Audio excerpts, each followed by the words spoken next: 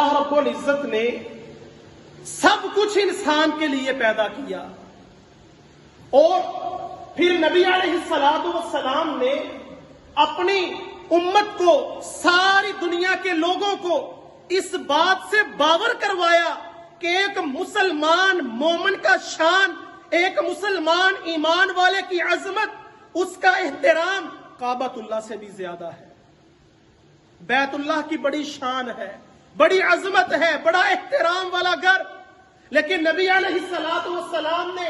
ایک مومن مسلمان کی عظمت، اس کا احترام، اس کی عزت کعبۃ اللہ سے بھی زیادہ بتلائی ہے۔ لیکن عزیز بھائیوں، بڑے افسوس سے کہا جاتا ہے کہ ہمارے ہاں نہ زندہ انسان کی عزت اور احترام کیا جاتا ہے اور نہ مردہ انسان کا عزت اور احترام کیا جاتا ہے۔ نبی علیہ الصلوۃ والسلام نے